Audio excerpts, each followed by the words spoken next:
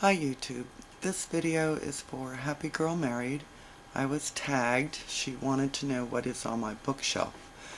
This is not what's on my bookshelf because I have outgrown my bookshelf, but this is my most recent pile, or piles, from one of my favorite websites.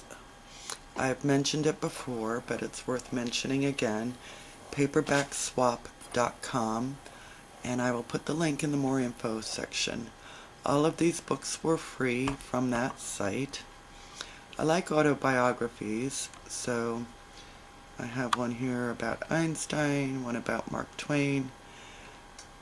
That one, Wild Child, is about Jim Morrison, and that one I've actually read already, but I no longer had my copy. That is by far one of the best books I have ever read. So whether or not you like Jim Morrison, it's an excellent book to read. In the Hands of the Great Spirit, I actually got a paperback copy of that from the swap earlier and liked it so much I wanted a hard copy. It's an excellent book on the history, and I mean true history, of the American Indians going all the way back. And I'm only partway through that book. It's a little bit texty, but still a very good book. Square Foot Gardening, because my copy was threadbare, and again I had a paperback version and I wanted a hard copy, so I finally got one from the wish list. And over here, this is the to be read pile. Let's see if it'll focus in. I kind of like a lot of different things, so it's kind of a weird stack of books. But we have Linda Goodman's Sun Signs. Actually, it's Star Signs. I used to have a copy of her Sun Signs, but couldn't find that, so I took that. Rules for Radicals. Black Elk Speaks. Another Bullshit Night in Suck City. That's another one that I've read, actually. Very good book. Excellent writer. Blink.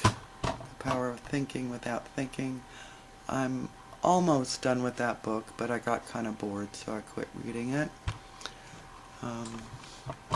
It's actually another copy of Another Bullshit Night, because again I wanted a hard copy, and that one actually I should put back on the swap. Confessions of an Economic Hitman. I actually already read that one, and that's a very good book. The Herbal Drugstore, which is a great reference, and then a book down below about Julie Andrews.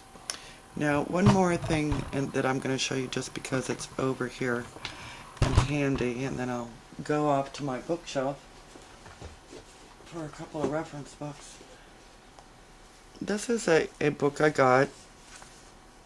Let's see if I can get that on camera. Indian Arts.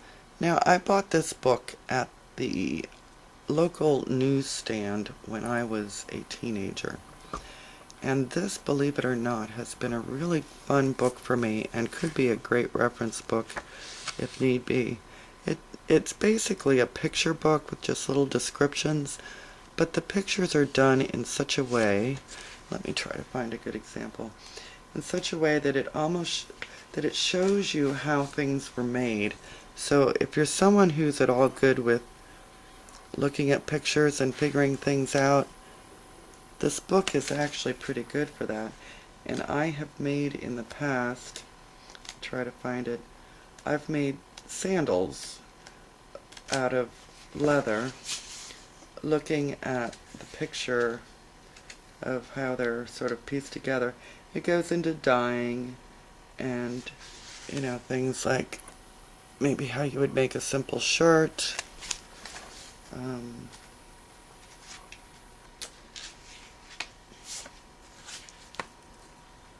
Basics about weaving.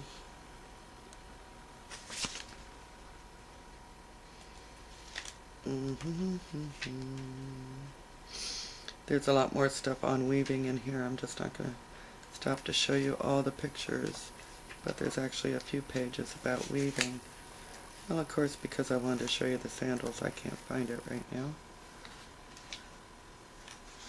How to make clothes from skins.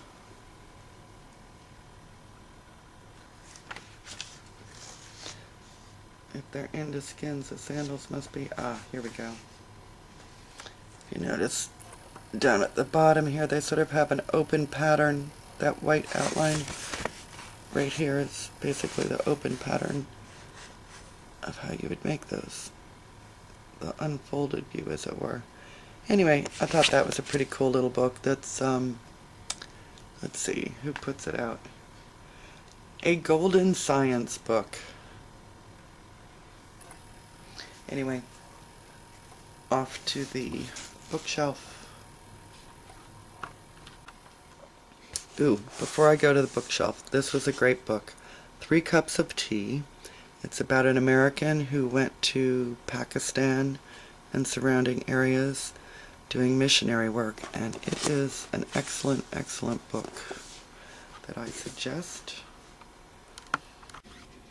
Okay, this is where I keep most of my reference books. I love dictionaries, so I have a lot of them, and they're smattered in through here.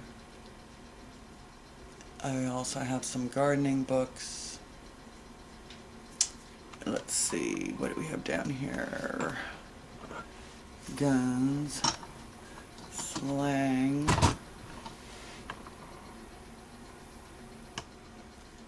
a couple of odds and ends, modern English usage. I love that book.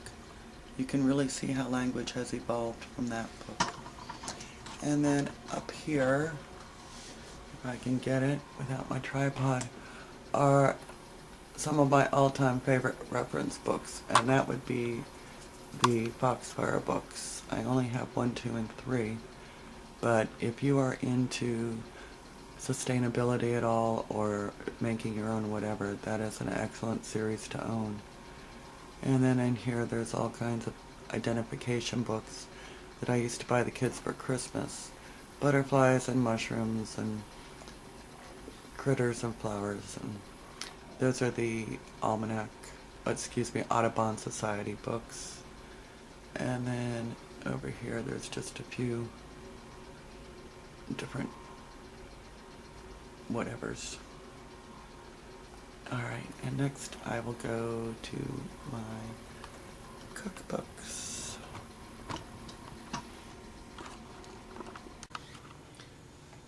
Okay, I have a number of cookbooks, but I have 2 that I use all the time. One is The Joy of Cooking, and the reason I like that is not so much for their recipes, but their references. And don't get me wrong, I certainly do use their recipes, but they have everything in the back from calorie counting to substitutions. They do have some information on canning and what have you. Now I just want to bring up one a little tip. If you have a favorite cookbook such as this one, and by the way, my paperback of this disintegrated too, so I got this off Paperbackswap. I had to wait a year for this one, huh? But in the front of my most used cookbooks, I put things like recipes that I use all the time, especially if it's one that I can't find in the book itself. Here I wrote down my apple cake in a jar recipe that I did a while back. And I also have a recipe for emergency hydration that was given to me by another viewer.